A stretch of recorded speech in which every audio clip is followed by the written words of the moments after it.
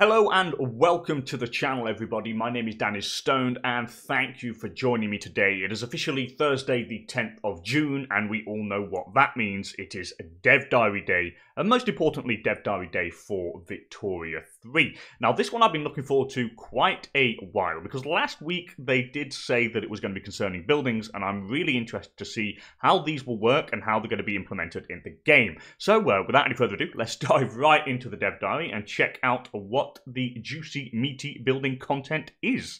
So, hello again everybody, it's Thursday again, and this means it's time to talk about buildings. Buildings are a core mechanic of Victoria 3, as it is where the pops work to produce resources such as goods.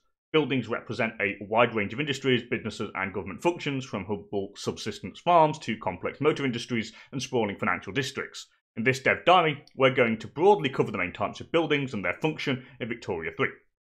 To talk about buildings though, I first have to mention states, a concept that should be generally familiar to anyone who's played some of our other games such as Victoria 2 or Hearts of Iron 3, a geographic unit of varying size with much of Victoria's 3 gameplay takes place.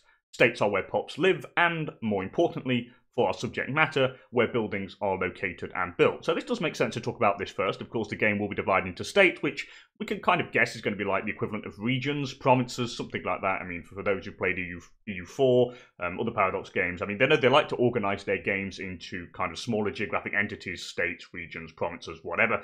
And it looks like the buildings are going to be built on a state level from what we gather. So let's have a look, see what the screenshot provided. So it's the state of Gotland in Sweden, which is a Swedish market. And here we have a general overview of the area. So what we got, so we've got the, of course, I've no idea what this is, PH, the shield thing, I've no idea what that is. And they've got a mining icon, I'm guessing that's going to be maybe the main resource of the kind of state, maybe it's a mining state. Who knows? We have infrastructure usage 14, so you have a maximum infrastructure cap, and then you have infrastructure usage. So I'm guessing that as you build buildings or things, it's going to cost you infrastructure usage, and it goes towards a maximum. Can you go over the maximum? I mean, I don't know. Maybe if you go over the maximum, you might have a big penalty, or maybe you're locked and you can't go over the maximum. Who knows? We have the market access here, which is basically having how much percentage of the market you have access to. And since it is like basically the Swedish market and the nation is Sweden, as you can see, it's got the Swedish flag, so the player is playing for Sweden, I think. Does that mean it's under a union with Denmark or something? Is that the Danish flag? I don't know. But it looks like they're playing as Sweden, and of course, as the country of Sweden, you have 100% access to the country's market. It does make sense. You can see the gross domestic product, which is 24.3%, and you can also see the taxation expenses, so essentially the revenue of the state. So you can see that they're making more than they currently spend, so that state does make more money for the nation than it loses. And then we have a load of buildings that we can see here. Now, this is interesting. What do we have? So, I don't know what this is. Maybe this is, it's like a chair. I have no idea what that is. I really don't. Underneath, it looks to me that it's like agricultural buildings. I mean, I can think this is, let's kind of zoom on this. Can I zoom? I can't zoom on it. That's a shame. But it looks like there's wheat here. That must be a farm. This must be livestock. I can see a cow. This must be like a rural hamlet. Is that 26 hamlets or 26 rural hamlets in the state of Gotland or Gotland? I don't know. We can see there's like extra infrastructure to the right here. This seems to be fishery. I don't know what this is next to it. This is a harbour, I think, down below, and these are other buildings that grade out. Maybe they're not built. Maybe we can build them, but all of that is fairly interesting. We have info on the pops and the standard of living, which is 9.2. And you can see the... Is this the amount that's struggling? I mean, we've got struggling, middling, and secure. So is this the amount of... Or oh no, is this like the rate at which the standard of living determines where you're at? So anything ranging from 8 maybe up to 16, and you're in the struggling category, which is why this is highlighted red. And this is probably where, in this state, that basic kind of needs are not met. That's probably something what that is. And then if you go to 16, and between 16 and 23, you should be in the middling section, and then the 23 and above is secure, maybe? That might be that. You have the amount of pops, which is like 192,000 peasants, so it looks like it's a very rural area, and with 2 unemployed. You can see the total, is this the total pops of the state? With the growth, the annual growth of the pops in the state? That might be that. This might be that. This might be, you might have like 192,000 peasants out of an overall 809,000 pops in the state. Maybe. I honestly don't know. but it is looking very interesting. We'd like to go into like the detail with buildings here. This is just the overview tab, which is quite interesting. Maybe later down the line, we'll get towards the buildings and information stuff. But we'll return to the states more in later dev diaries, good to know. But for now, let's keep talking about buildings. So before we start on buildings, there is something that's important to note, and that is the buildings are just places where pops can work and generally do not represent a single building. Okay, a single level of government administrator, for example, represents necessary buildings and infrastructure to support a certain number of bureaucrats. Buildings always need qualified pops to work in them to yield any benefit, and as an empty building, it's just that, empty and completely useless. This holds true even for buildings like railroads and ports that did not need pops to work them in Victoria too. Okay, so what does this kind of mean? I'm trying to kind of break this down. Buildings are just places where pops can work and generally do not represent a single building.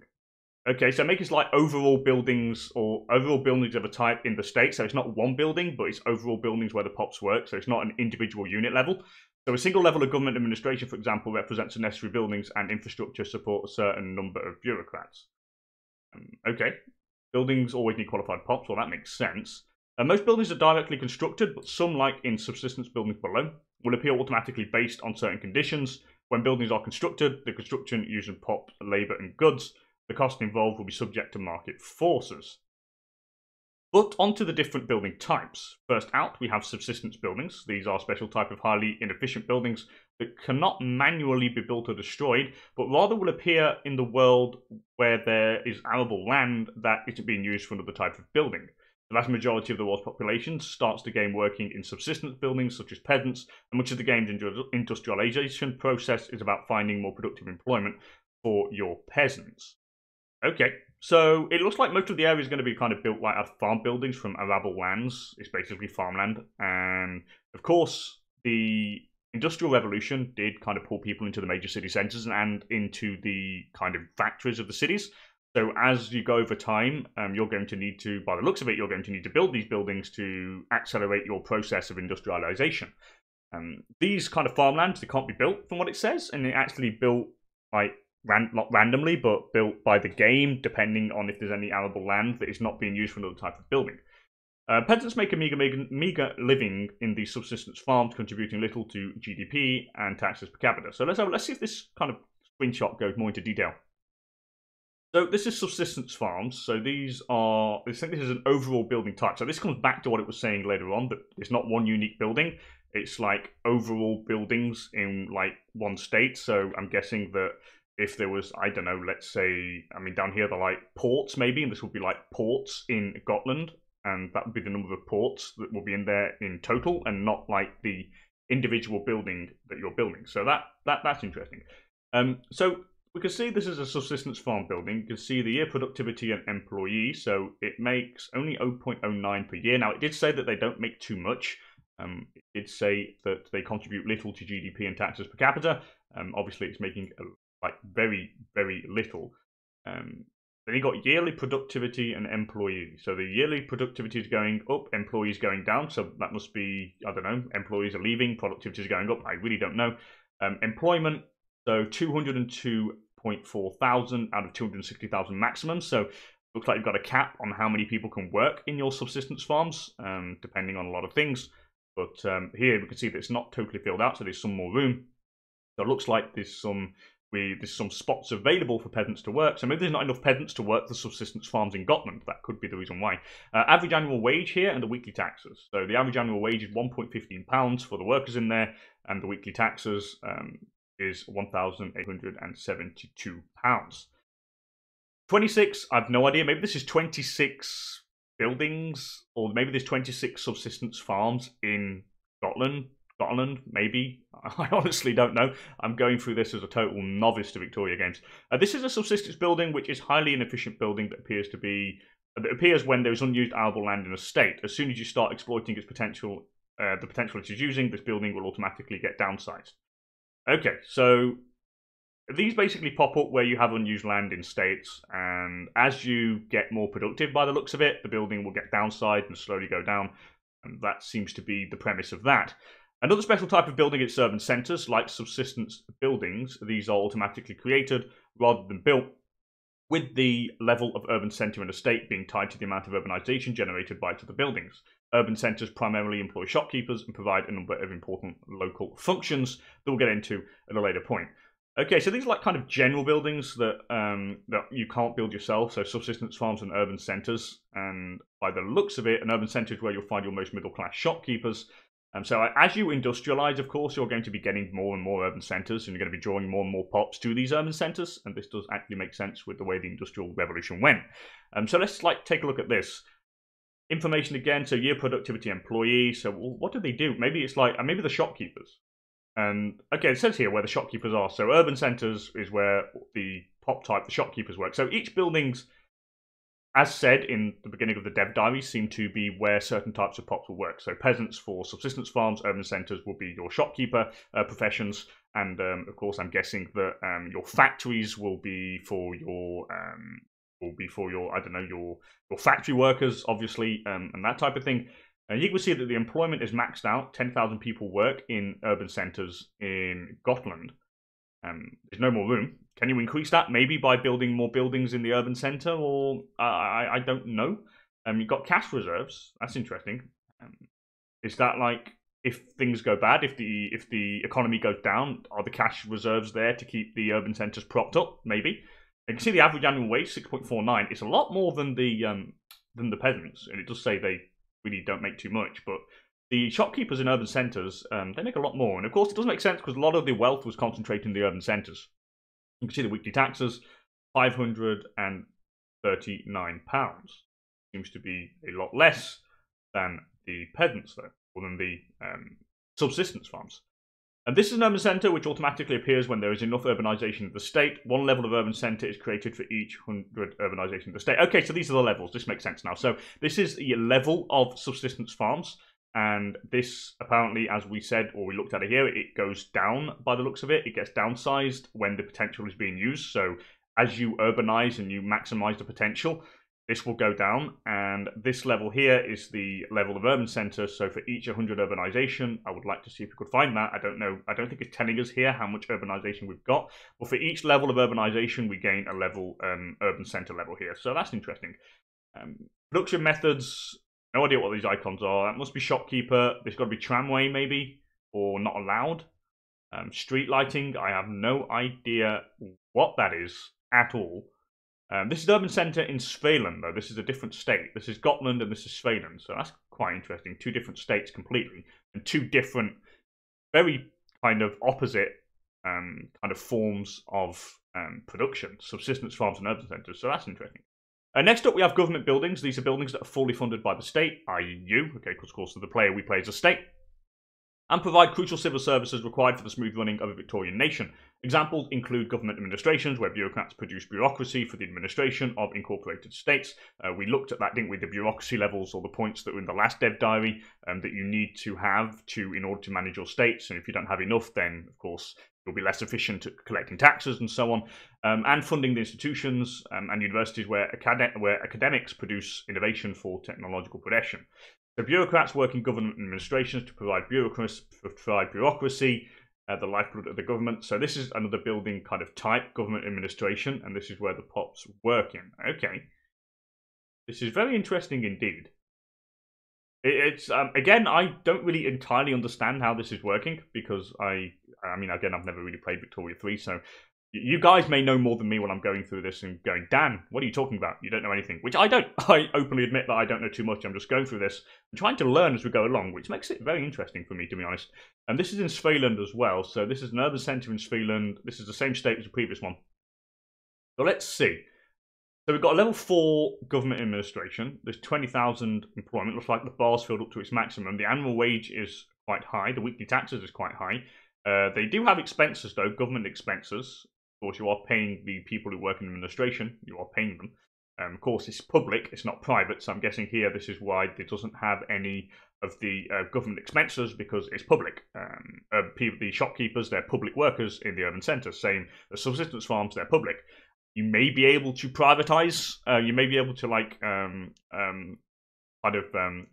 mean, I wouldn't say public. I'm saying it wrong here. I mean, the private urban centres are private, and this administration is public. So I mean, as these are in private hands, so subsistence farms and urban centres, shopkeepers are all in private hands. You don't pay any government expenses, and since these are public, then of course you pay government expenses because it's the nation. But we have a level 4 one here, production methods. Reduce your bureaucracy, as it's stated. I have no idea what this symbol is at all. It's alien to me. With the process, throughput, 6. What is all this? This is getting way too technical for me here. Expenses, how much it's costing us. Of course, what's this? 42 bureaucracies. Is that what it's making? Oh no, the weekly bureaucracy is being here, and we're making 21 weekly bureaucracy. So that's the kind of points that were in the last dev diary. But again, all of this is total. I have absolutely no idea. I'll be looking forward to hearing more from this. I really will, because this is all Chinese to me at the moment. The counterpart to government buildings is private industries. The vast majority of the buildings of Victoria 3 fall under this category, which includes a broad range of industries such as non-subsistence farms, plantations, mines, and factories. Unlike government buildings, private industries are not owned by the state, but rather by pops such as capitalists and aristocrats who reap the profits they bring in and pay the wages to the other pops working there, usually at least under certain economic systems. The ownership of buildings may be radically different. Well, of course, if you're working under a communist state, then of course all this is owned by the state, and that makes it very different, where the state pays the wage or the state sets the wage, and that is completely different indeed. Well, this is interesting. This is really interesting. So this basically tells us that most of the buildings in Victoria 3 will be private industries, so basically privatised. As I was going on earlier on, I mean, the urban centre's private, subsistence farm looks to be private as well, but most of the manufacturing stuff, so farms, plantations, or farms that are not subsistence farms, which are to survive, but farms which you kind of use to aim to produce goods, which you then transform in your factories and then produce a end product, these are going to be falling under private ownership, and this is going to be the pop type to capitalists and aristocrats who are going to be working in these specific building types. And they bring in the profits, they kind of bring in the wealth, which gives them wealth to buy on the market, and then of course this drives the economy in Victoria 3, which is honestly, all very complex and very, very interesting. And it does say that of course the state is going to be making the money by taxing the buildings directly, so you can tax the industries directly and the profits they make, and you can also tax the goods that are being sold. Now, under certain economic systems, this may be different, of course, saying that it is private, but in certain states, if you wanted to make a full-out communist USSR, then I'm guessing that's going to be totally doable, where you can literally turn everything kind of into the ownership of the state, and of course it would not be privatized anymore. Many of these buildings are limited by locally available resources such as arable land for agriculture and simply how much iron is available in the state for iron mines. Maybe this back up here is an iron mine. Maybe that's what that is. That may be iron. Maybe. We don't know. Urban buildings such as factories, however, are only limited on how many people you can cram into the state, simulating the more densely populated nature of cities. In short, there is no system of building slots or anything like that, as we want limitations on buildings to function in a sensible and realistic way. Okay, so how I interpret this is that there is no, how to put this?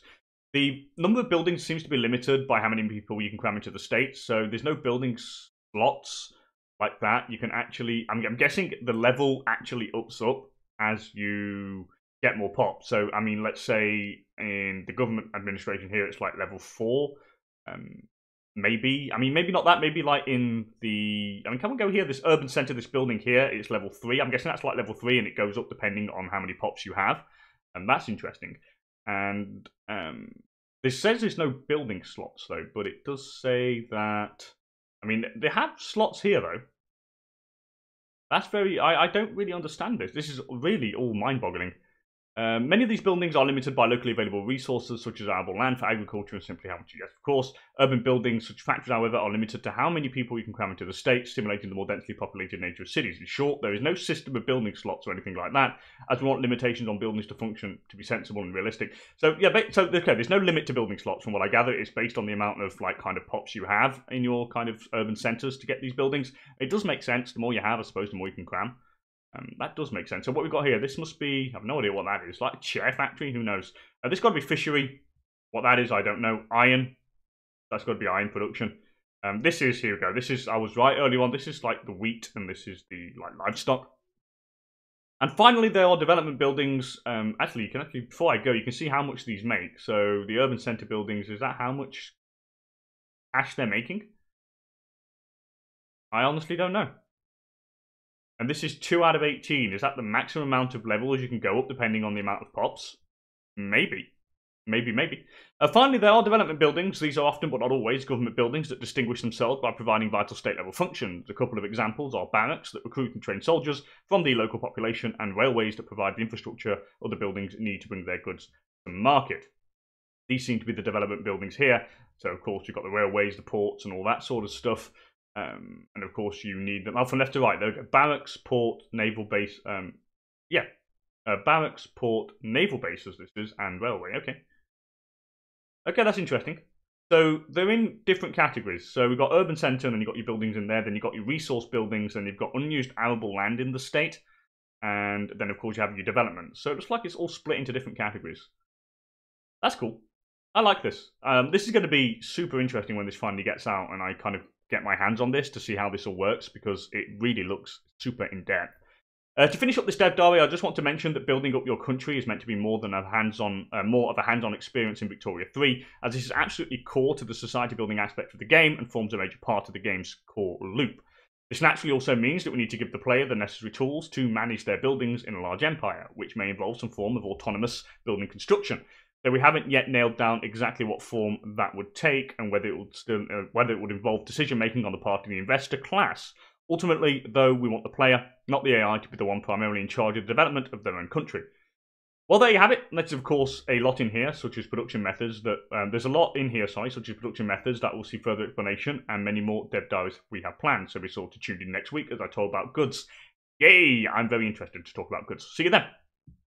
Well, this was very meaty, and honestly, for someone who's never touched a Victoria game, it's quite complex for me. It really is. I still can't get my head around everything, and it looks good. It does look good. I'm liking what I'm seeing, even though I don't totally understand what I'm seeing, but I do like what I'm seeing. But anyway, that's it for this dev diary. Gone through it for the very first time. Thank you so much for joining me. Of course, if you enjoyed things, please don't hesitate to smash that like button. And if you want to see some more content just like this, then of course please do consider subscribing to the channel for more. And with that said and done, thank you all for joining me, and I'll hopefully catch you all next Thursday for another dev diary. Bye for now.